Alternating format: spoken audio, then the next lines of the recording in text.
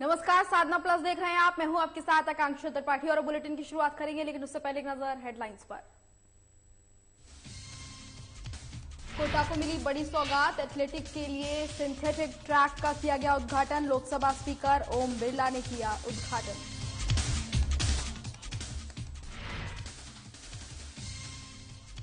बीकानेर में ऊर्जा मंत्री भंवर सिंह भाटी ने की जन सुनवाई। लोगों ने जलभराव की समस्या से निजात दिलाने का किया आग्रह। ऊर्जा मंत्री ने अधिकारियों को दिए दिशा निर्देश। बीकानेर में अपना तिरंगा अपना स्वाभिमान पोस्टर का विमोचन। शिक्षा मंत्री बीडी कल्ला ने किया विमोचन। आजादी के अमृत महोत्सव के तहत किया गया आयोजन। हनुमानगढ़ में मूसलाधार बारिश, रेलवे अंडरपास में भरा पानी। दीपलाना और सोती गांव का टूटा संपर्क, पानी भरने से आवागमन बाधित। और शाहबाद में मौसमी बीमारियों से लोग परेशान। वायरल फीवर, सर्दी जुकाम से जुड़े मरीजों को परेशानियां। बढ़ती बीमारियों को लेकर चिकित्सा विभाग हुआ सतर्क।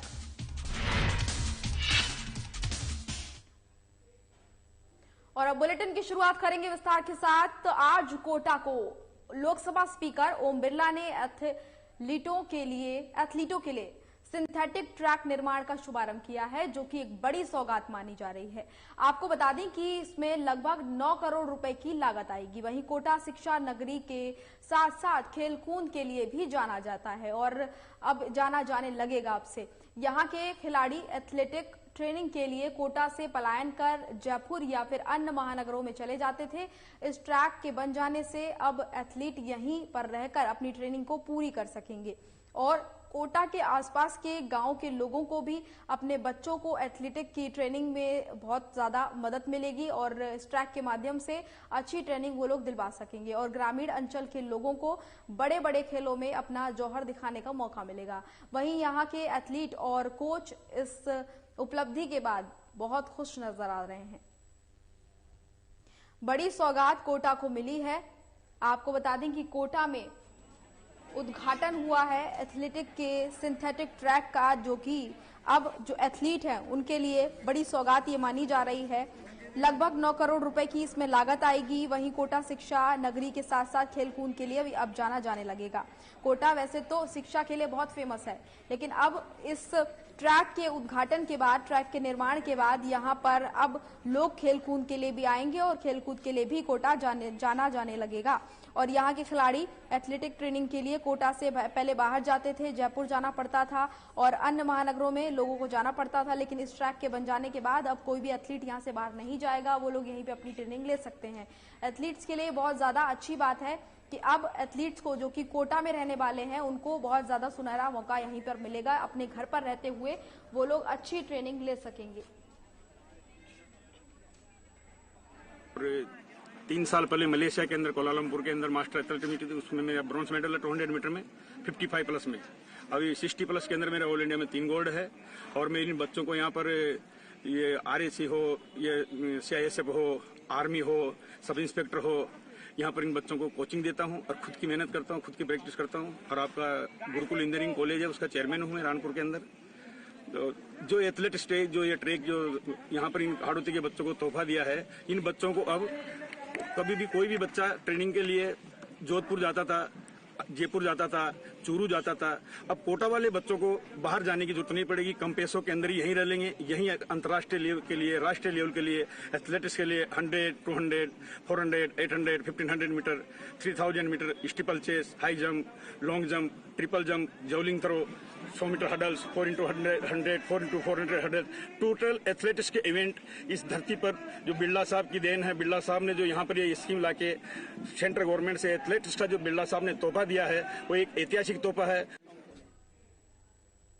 अब खबर बीकानेर से, जहां पर ऊर्जा मंत्री भंवर सिंह भाटी ने बीकानेर आवास पर जन सुनवाई के माध्यम से बड़ी संख्या में इनके यहाँ पर लोग पहुंचे और आम जनमानस जो है उनको जो भी परेशानियां थी, जो भी समस्याएं थी, उनके समाधान यहां पर अधिकारियों को निर्देश देने के बाद निकाले गए।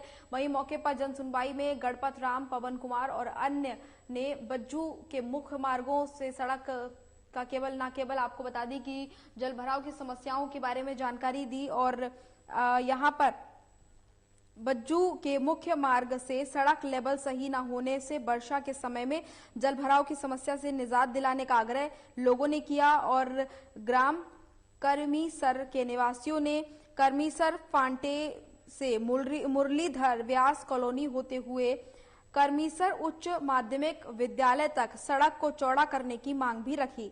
साथ ही रायका रेबारी देवासी समाज उत्थान ट्रस्ट बीकानेर के पदाधिकारियों ने समाज के छात्रावास निर्माण के लिए भूमि आवंटन कराए जाने को लेकर भी ज्ञापन सौंपा और वहीं विजय सिंह राठौर ने ई स्टाम्पिंग लाइसेंस दिलवाने में जो समस्याएं आ रही हैं उसके समाधान को लेकर भी आग्रह किया है।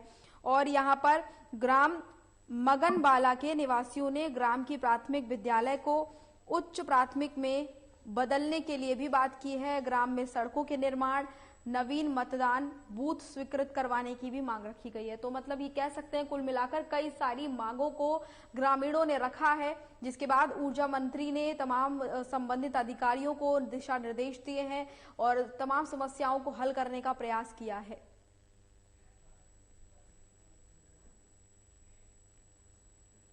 बीकानेर में शिक्षा मंत्री डॉक्टर बीडी कल्ला ने आजादी के अमृत महोत्सव के तहत 13 से 15 अगस्त तक होने वाले हर घर तिरंगा अभियान के पोस्टर अपना तिरंगा अपना स्वाभिमान का राजस्थान राज्य अभिलेखागार परिसर में विमोचन किया है और इस अवसर पर उन्होंने कहा कि देश की आजादी के 75 वर्ष पूरे होने पर देश में आजादी का अमृत महोत्सव आयोजित किया जा रहा है। इसी श्रृंखला में अनेक कार्यक्रमों का आयोजन हो रहा है और उन्होंने कहा कि प्रत्येक देशवासी जो है देश के प्रति सम्मान के भाव को रखता है और अनेकता में एकता को साकार करे। इसके अलावा इस दौरान उन्होंने स्वतंत्रता संग्राम में समाचार पत्रों की भूमिका पुस्तक के कवर पेज का विमोचन भी किया और उन्होंने तिरंगे से जुड़े तमाम जो किस्से हैं वो भी सुनाए। स्वतंत्रता सेनानियों को भी याद किया, स्वतंत्रता सेनानियों के साक्षात्कार के अंश भी उन्होंने सुनाए। इस मौके पर इस दौरान निदेशक महेंद्र खड़गावत भी मौके पर मौजूद रहे। कार्यक्रम के अंत में मंत्री कल्ला सहित 150 से अधिक लोगों ने हाथों में तिरंगा फहराकर हर घर तिरंगा अभियान को सफल बनाने का आह्वान किया।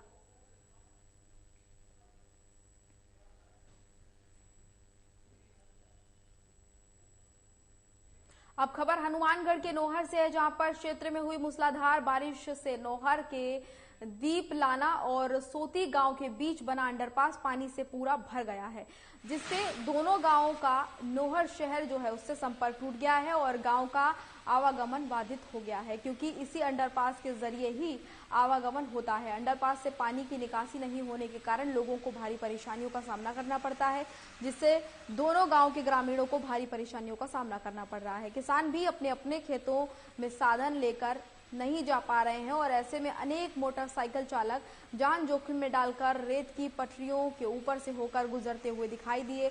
अन्य साधनों के लिए रास्ता पूरी तरह से बंद हो गया है। ग्रामीण जगदीश पुनिया ने बताया है कि प्रत्येक बारिश में इसी तरह की हालत होती है, अंडरपास में पानी भर जाता है, जिसकी वजह से अनेक गांवों का संपर्क यहां से टूट जाता है। उन्होंने बताया कि स्थानीय पीडब्ल्यूडी अधिकारियों को बार बार इस पूरे मामले की जानकारी दी जाती है, लेकिन आज तक समस्या का कोई समाधान नहीं निकाला गया है, जिससे ग्रामीणों में रोष देखने को मिल रहा है।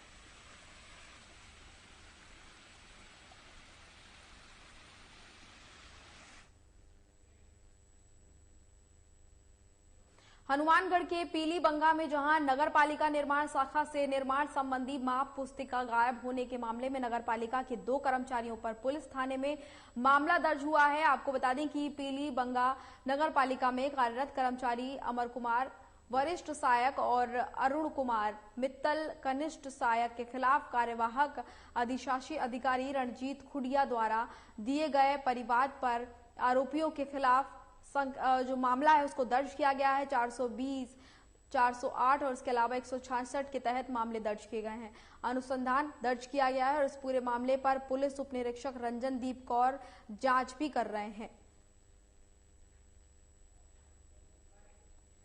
रंजीत राम है अधिशासी कार्यवाहक मुक्कल आए थाने में। उन्होंने एक लिखित रिपोर्ट पेश की कि नगर पालिका निर्माण के संबंधी एक उनकी पुस्तिका है 197 जो खो गई है, जिसके संबंध में उन्होंने एक प्रमाण पत्र जारी किया है, सबको नोटिस जारी किया है, तलाश नोटिस, जो नहीं मिली है, और वो उनके कोई जो कर्मचारी हैं अमर सिंह और नगर पालिका कर्मचारी अमर सिंह और अरुण सिंह के कार्य अधीन थी जो गायब हो गई है, उनके विरुद्ध उन्होंने नामजद मुकदमा दर्ज करवाया कि उन्होंने खोद कर दी है, जो आईपीसी की धाराओं में दर्ज कर तफ्तीश जारी है। और अब खबर बीकानेर से है, जहां पर पब्लिक पार्क में अज्ञात व्यक्ति का शव मिलने की खबर सामने आई है और घटना सदर थाना क्षेत्र के पब्लिक पार्क के स्थित ट्रॉय ट्रेन पार्क से जुड़ी हुई बताई जा रही है, जहां पर पुलिस को किसी राहगीर ने सूचना दी है कि पब्लिक पार्क में एक अज्ञात व्यक्ति का शव पड़ा हुआ है, जिसके बाद मौके पर पुलिस पहुंची और शव को पुलिस ने कब्जे में लिया है। मौके पर थाना अधिकारी सदर विकास बिश्नोई ने बताया है कि करीब 40 साल की उम्र के व्यक्ति का शव मिला है, जो कि देखने में 7 से 8 दिन पुराना लग रहा है और फिलहाल शव की शिनाख्त नहीं हो पाई है, लेकिन पुलिस लगातार इस मामले की जांच में जुटी हुई है। शिनाख्त भी पुलिस के द्वारा की जा रही है।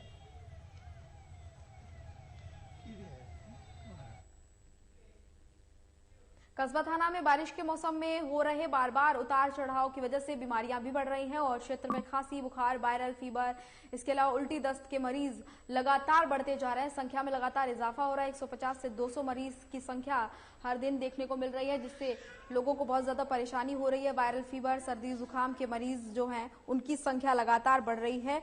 आपको बता दें कि 150 से 200 मरीज की संख्या बढ़ने से समस्याएं जो हैं वो हर दिन और ज्यादा होती जा रही हैं। लंबी लंबी कतारें अस्पतालों में लगी हुई नजर आ रही है। नर्सिंग ऑफिसर अभिषेक मेहता ने बताया है कि कस्बा थाना सरकारी अस्पताल में रोजाना 200 से 300 तक मरीज आते हैं, इससे ज्यादा भी मरीज आते हैं कभी कभी।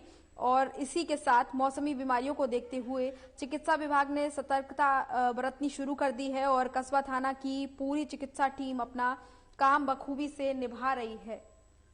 मौसमी बीमारियों की वजह से लोग बहुत ज्यादा परेशान हैं। मौसम के चेंज होने की वजह से लोगों को बहुत अलग अलग तरह की बीमारियों का सामना करना पड़ रहा है।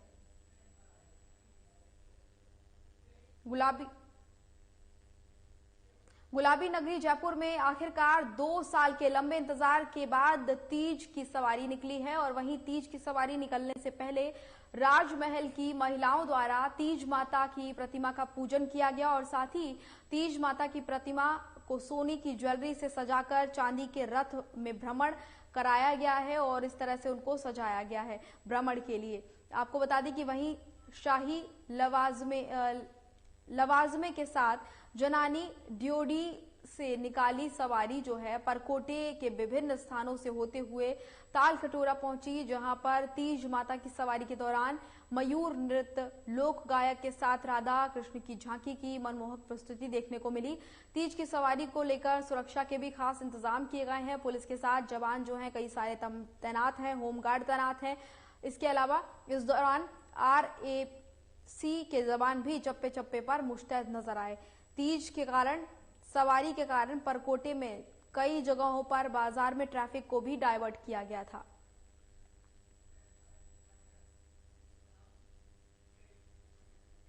तो फिलहाल इस बुलेटिन में इतना ही। मुझे दीजिए इजाजत। नमस्कार।